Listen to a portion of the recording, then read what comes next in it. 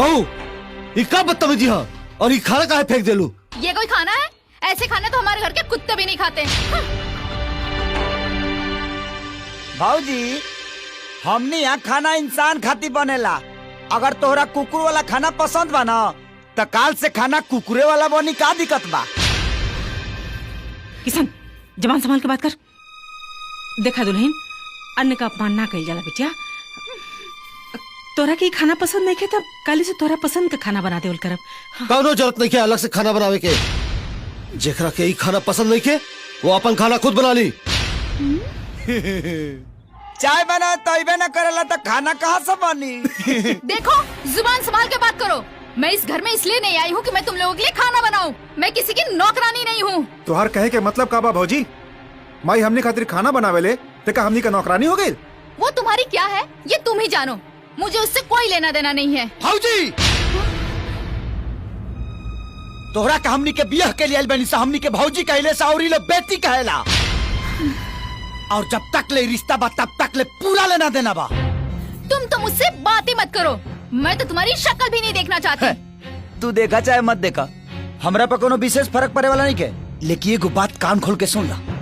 तू ये घर के बहू हो और बहू जैसन रहे के परी। ओ तो तुम मुझे सिखाओगे कि मुझे कैसे रहना है? सब सीखे के परी। केकरा से कैसन बात कइल जाला और कैसन व्यवहार कइल जाला। भौजी हम घर के मर्यादा के नहीं की भुलाई। न तो हाथ उठावे हमरो आवेले। किशन ये सब क्या होता? राम अच्छा हुआ कि तुम आ गए और तुमने सब अपनी आंखों से देख लिया। देखा तुम्हारे पीठ पीछे तुम्हारे घर वाले मुझसे कैसा कैसा बर्ताव करते हैं। हे बिटिया बिटिया बात सुना। बात क्या के मत बढ़ावा। ऐसा छोट मोट बात था हर घर में होता रहेला। ये छोटी मोटी बात है। सिर्फ थप्पड़ मारना ही तो रह गया था। बाकी सब कुछ तो कर ही चुके थे आप लोग। देख किशन ते सच सच बताओ क्या कहली अपने भौजाई के साथे? हमसे का पूछा था? इनका से पूछा? अरे एकरा से का पूछी? एकरा तो एक दिन भी ना बोली घर में आइला। और देख तोरा के हम अच्छा तरह से जानता नहीं ते ही कुछ कही लोग बे। वाह भैया वाह। एक दिन में तू भौजी के तरफदारी करे लगला। हमने के इतना दिन के प्यार पर भौजी के एक दिन के प्यार भारी पड़ गई।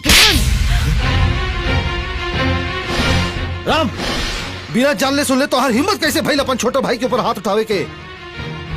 ये काम तो तोहरा करे के चाहिए बाबूजी। ये इतना देर से अपना भौजाई के साथ बदतमीजी करता आज तू लोग बैठ कर तमाशा देखा तारा। अरे तमाशा के करता? ये छोड़ ये तमाशा काहे होता ये हम अच्छा से जानता नहीं। बेटा तोरा ये घर छोड़ के जाए के बाना तो जा, बाकी जाए के बहाना मत खोजा। अरे कैसन बात करता नहीं राम के बाबूजी? अरे तू चुप कर। ई तोहार बेइज्जती कैले सिया तो हम चुप रहनी है। अपना दोनों देवर के बेइज्जती कैले सिया तो हम चुप रहनी है। ये हमार बेइज्जती कैले सिया तो भी हम चुप रहनी है। अरे बिना गलती के अपन छोट भाई के ऊपर हाथ उठावले ये हम बर्दाश्त नहीं कर सकत। बेटा तोरा रात के बात याद बानू कि तू हमरा से का बोलला कि तोहार ससुर तोहरा के घर जमाई बनावल चाहता रहे तो हम तोहरा से का पूछनी? तू का जवाब देला? तो तू कहला कि बाबूजी से पूछ के बताए। अरे हमरा के तो तभी पता चल गई कि तोहार मन में खोट बा। ना तो तोरा बाबूजी के आड़ के जरूरत ना पड़ी। अरे तू तो खुद सीधा जवाब दे सकत रहला पर ना। ठीक बा तोहरा जाए के बा ना प्रेम से जा, पर हमारे एक बात याद रखिया घर जमाई की हालत धोबी के कुत्ता से भी बदतर होला। अब तो इन्होंने तुम्हें कुत्ता भी कह दिया फिर भी तुम यहाँ खड़े हो। न जाने कैसे मर्द हो। पायल पायल पायल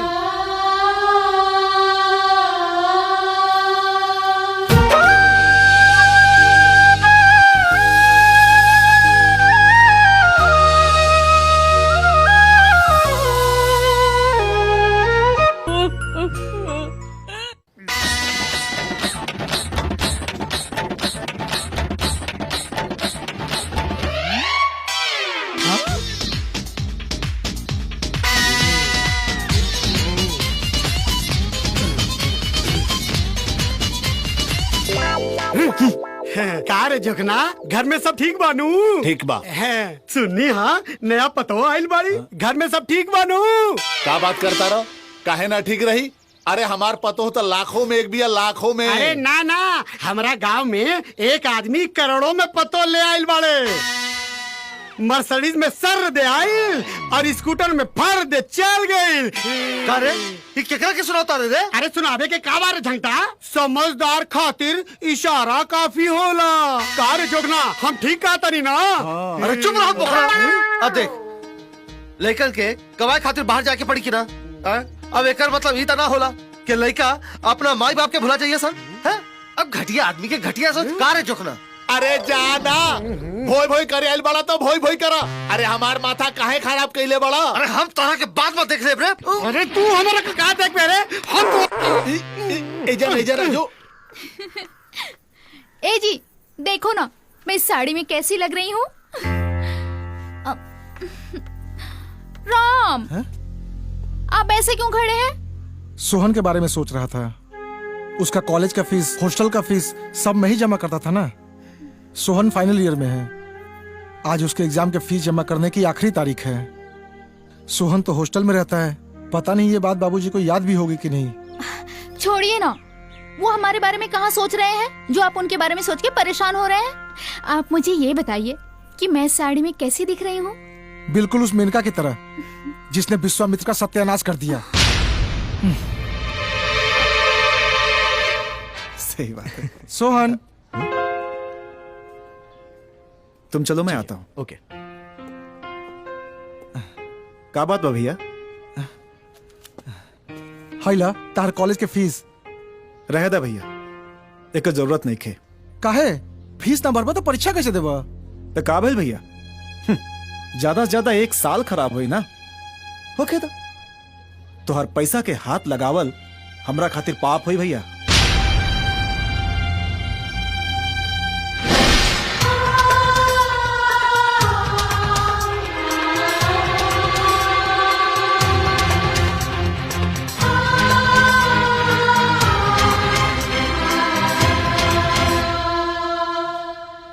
वाह बेटा वाह, ओकर पैसा लौटा के आज तक हमार मान रख ले ले। अरे हमार तक छाती जुड़ा गिल रे।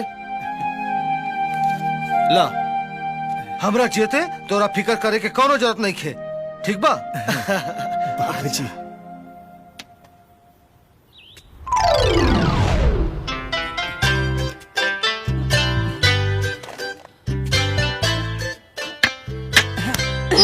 करम फूटा सत्यानाश होतो।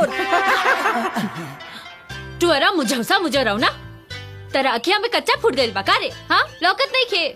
हमारा तो लौकता, हमरा गुलिया के थोड़ी लौकता ना, तो कगरी कट के निकल ना जाई। गुलिया के जैसन तू आन्हर हो गइल बाड़ा। कहा समहू आन्हर आती तो गुलिये के जैसन तोरा में सट जाती। सटे के इतना शौक बना तो हमरा घर पे हमरा बाबूजी से हमार हाथ मांग के दिखावा, तब जाने कि कितना बड़का हीरो बाड़ा। ए तकाल बारा बच्चे, तोरा घरे आब तोहर हाथ मांगब तोहरा बाबूजी से, और अकेला नहीं आएंगे हम, अब पूरा बराती के साथ आए। अरे जा रे ढोंगी जा। एक काल 12 बजे, एक काल 12 अरे बजे। हाथ ले जाओ। अरे अब ठीक बानू प्रभु।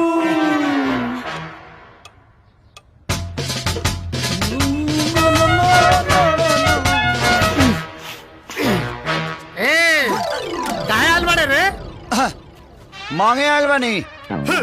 क्या मांगे आयल बड़े? पहले ही बताओ जो मांगे तो दे देबो। अरे पहले तू ये बताओ कि क्या मांगे आयल बड़े रे? अगर बता देब ना तो तोरा बुखार लग जाई, तर फड़ा के हिच गिर जाइबो। बताए के बात बता ना, तो भाग यहाँ से। मांगी देबो सही अरे पहले ही बता ना, क्या मांगे आयल बड़े रे? हम तो चंदा मांगे आयल अच्छा, तो चलो मांगे। हट। अरे तो इतना हिम्मत ते हमरा से हमार बेटी के मांगे आयल बड़े? अरे ना मर दे, हम तो दुर्गा पूजा का चंदा मांगे आयल बनी। दुर्गा पूजा की चंदा मांगे आयल हैं? अभी दुर्गा पूजा कहाँ बार है? तो दे दे, हमनी के मना लेब संग। अरे तू भाग जा, हम कोनो चंदा ना दे। हम तो चंदा लेके रहब, हम लेके रहब, हम लेके रहब, हम लेके रहब, हम लेके रहब। भाग गइल। तय का देखता रहे, चल भीतरी।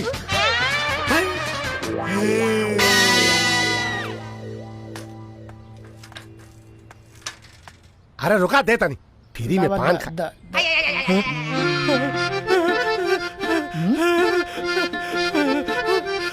प्रभु प्रभु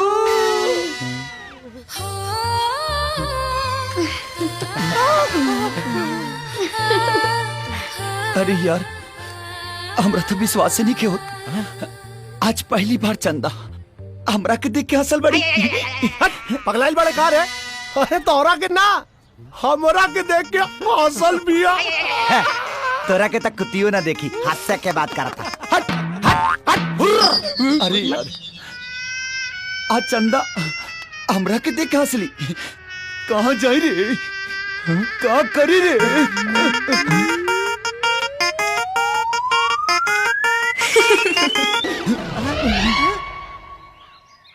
अरे सुनो तारू हो। काजी? अरे किसनवा अपना रिजल्ट के बारे में कुछ बतावलस का? ना, हमरा के तो कुछ नहीं के बतौले। हो सकला ओकर रिजल्ट ना निकल होखे। वाह, ओकर साथ दोस्त मिठाई बांटता रसन। कहाँ बा किसनवा? का रे, तोहार रिजल्ट निकल गइल? हाँ, निकाल गई। का भइल? का होई, फेरू फेल हो गई नी। अब देखा तारू, फेल हो गइल और फोफिया खाता। तो का कर यहाँ, फेल हो गई तो खैला पिला मारी का? पूछला तो बता देनी। हाँ को हमारे हमार लठिया।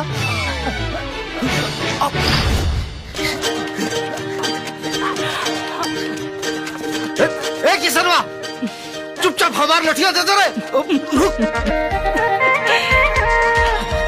आज बताओ तानी तोरा के हमने के फेल भेले के रिकॉर्ड तो बनिए गेल। ए किसनवा, बार बार फेल होला तब तोरा शर्म ना आवेला। अब तोर पढ़ाई लिखाई छोड़ा के तोरा से खेते जुतवाई। जब कह रहे कि खेत में काम नहीं करेंगे तो नहीं करेंगे। अच्छा ले। भाजी देखिए, हमको घर में ले जाके खूब मारिए ना, लेकिन के सामने मत मारिए।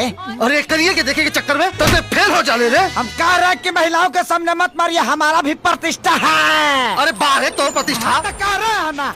बाबूजी, बाबूजी हम पास हो गए नहीं बाबूजी, पूरा कॉलेज में फर्स्ट आइल बानी बाबूजी। वाह, देख ये फर्स्ट आइल बा, आते फेल हो जाले। तो कहे नहीं फेल होंगे हम?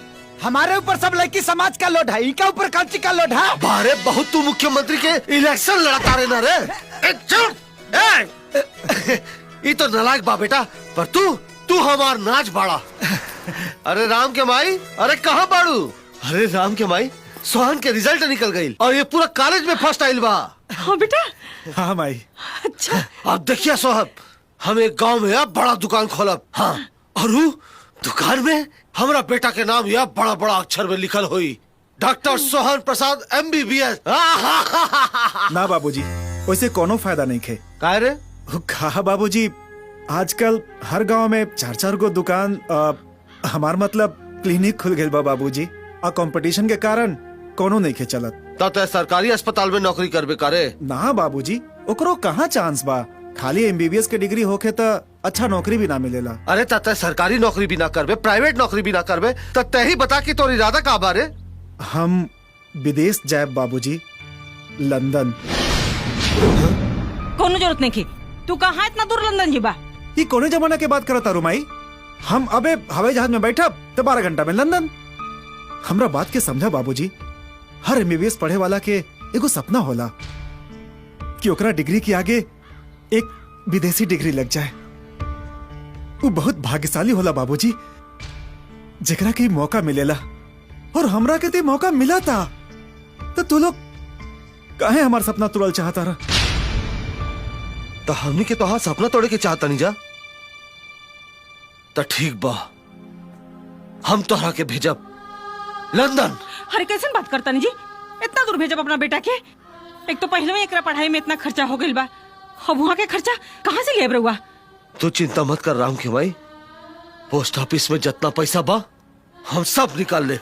अरे जरूरत पड़ी तो ट्रैक्टर भी बेच दे, पर एकरा के लंदन भेज के रहब।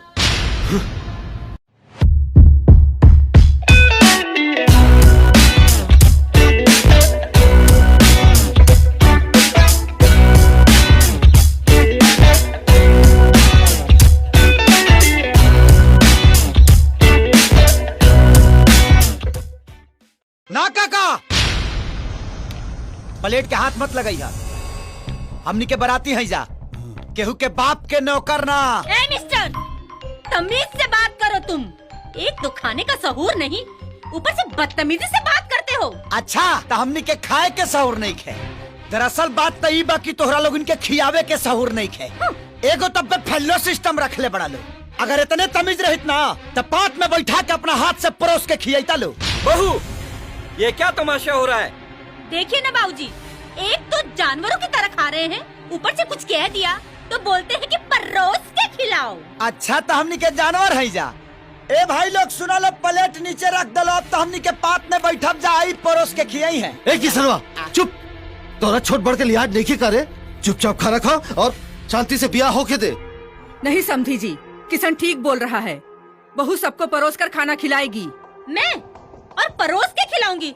परोसेगी मेरी जूती। बहू ए भाई लोग, अब तई परोसिया हमनी के बैठ के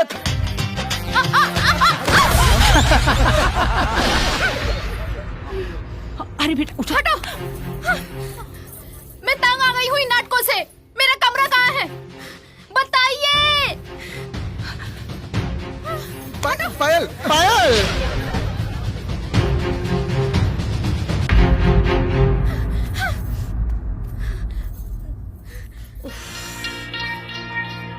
इस घर में पैर घुसाओ तो सर नहीं घुसता।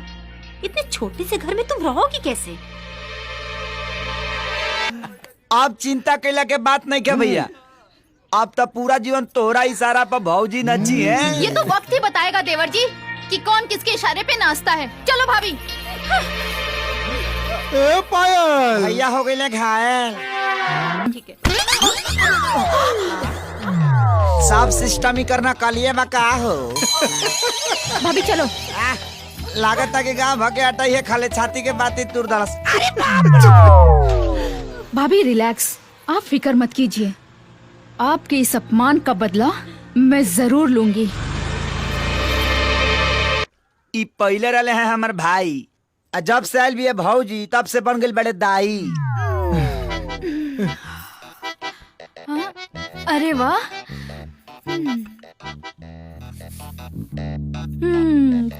चाय तो बहुत अच्छी है। किसने बनाई? मैंने बनाई। हाँ? मैंने बनाई। बहुत अच्छी चाय बनाई है तुमने। अब से तुम ही बनाना। सुनो ना, मेरी ना सैंडल टूट गई है, प्लीज जुड़वा दो। Thank you.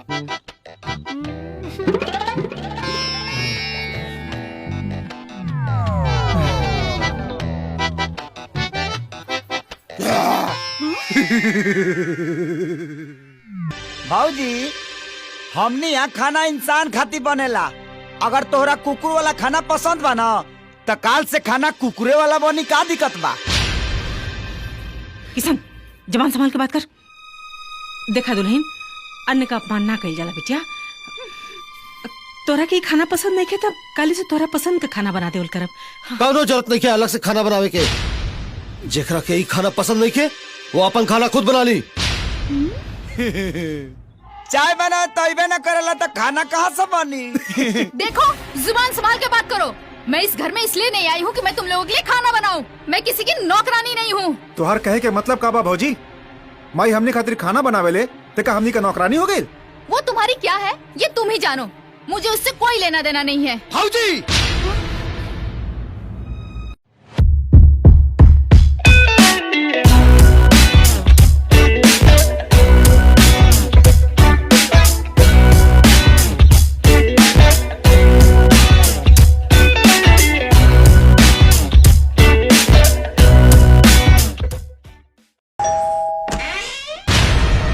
बाबूजी और माइक कहूँ बाड़ी रे।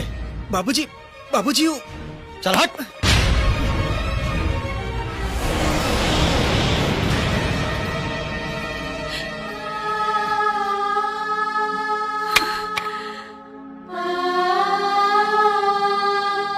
कलावती,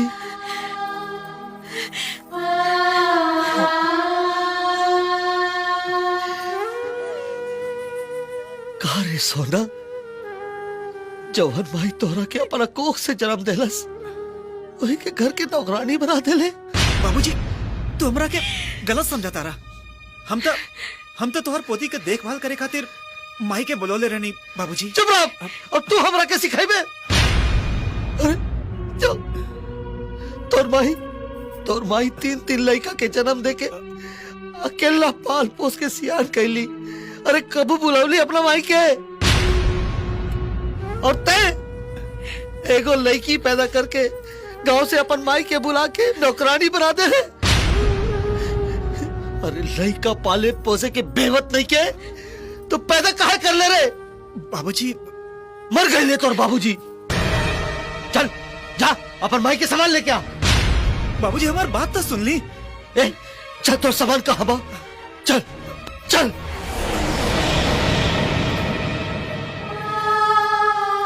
बाबूजी अपन पोती के तो देख ली। चल हट रे।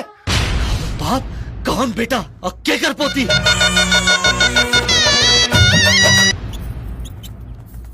भाजी माई ना रहा दे, कोनो जरूरत नहीं खे। चल भाग यहाँ से। ऐसे क्या बोला तेरा बाबूजी? ज्यादा प्यार मत दिखावा बेटा। तोहार लोगिन के नाटक हम अच्छा से जानता नहीं। अरे तोहार लोगिन जैसा औलाद से था कुकुर पालल अच्छा बा। अरे कुकुर काटला के तो इलाज बा, लेकिन तोहार लोगिन जैसे औलाद के काटला के कोनो इलाज नहीं खे। माई बाबूजी ऐसे काहे बोला तारे? इतना तो कबो ना बोला रहे हैं। ये का हो गइल बा बाबूजी के? आखिर हमरा से कौन गलती हो गइल बा माई? एमे तो हर कोनो गलती नहीं के बेटा। दरअसल ही दोनों भाई का गुस्सा तोरा पर उतारता रहे। एगो तो पहले ही हमने के छोड़ के चल गल रहा। ऊपर से लंदन में हमार दुर्गति देख के इनकर विश्वास उठ गइल बा तू लोग पर से। इनकरा के लागत कि तू हमने के छोड़ के चल जाइबा। बाबूजी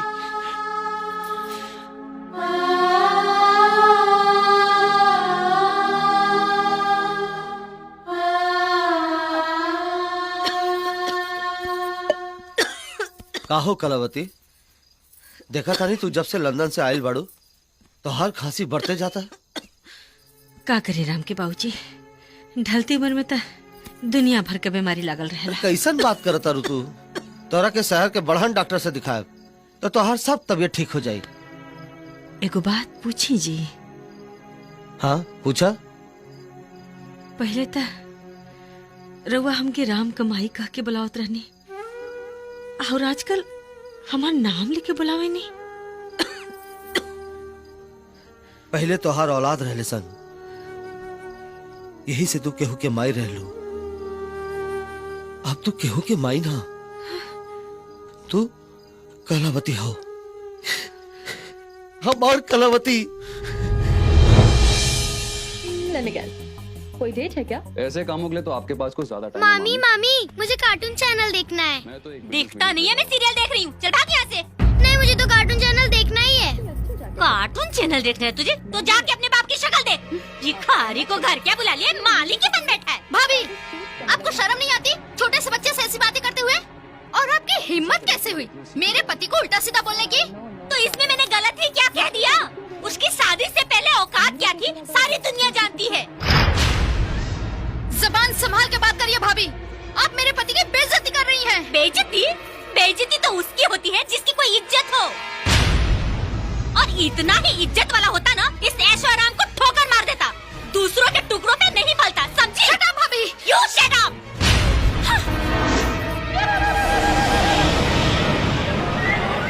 You idiot! हाँ मम्मी। डॉक्टर साहब गोलू ठीक तो है ना? देखिए गोलू की हालत बहुत गंभीर है, उसे ब्लड चढ़ाना पड़ेगा। उसका ब्लड ग्रुप है AB नेगेटिव। आप लोगों में से किसी का ब्लड है AB नेगेटिव? नहीं। देखिए दिक्कत ये है कि हमारे हॉस्पिटल में इस ग्रुप का ब्लड अवेलेबल नहीं है। आप कहीं से भी एक बोतल ब्लड का इंतजाम कीजिए, नहीं तो बच्चे को बचाना बहुत मुश्किल हो जाएगा। ठीक है?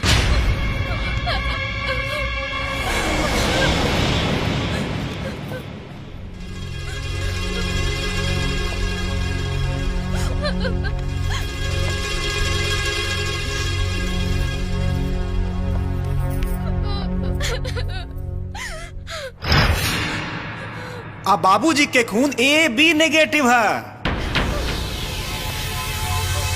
बाबूजी, ए बाबूजी, और पोता के कपार फाट गइल बा। डॉक्टर कहता खून चढ़ावे के पड़ी और ए बी नेगेटिव ग्रुप के खून कहीं नहीं के मिलत बाबूजी। तो हम का करी? जा जाके अपना ससुर के बोल। ए बाबूजी, राउर ब्लड के ग्रुप भी ए बी नेगेटिव बाटे, अपना पोता के जान बचा ली बाबूजी। हमार पोता? अरे वो कब से हमार पोता हो गिल रे?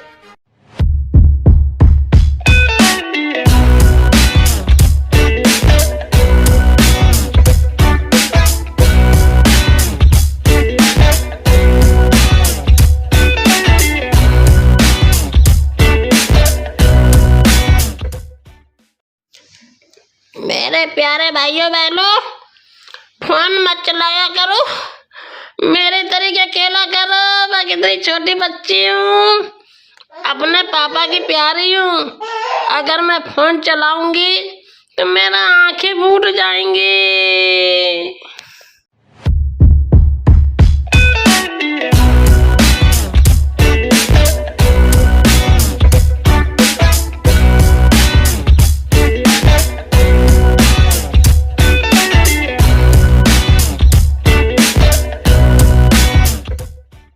ये गलत फहमी में वो बेचारा के जान लेबू तू लोग। तो एक बेर, दू बेर, बार बार नानू बची। अब भला दू बेर ओकरा के हम कैसे जिंदा छोड़ देनी, ये हमरे नहीं के बुझात तो तहरा लोग के का बताई?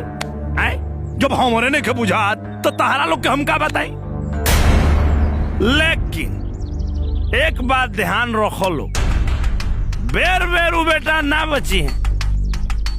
अब यदि वो बेटा हमरा से भेटोइले तो समझ लो लोग की गइले।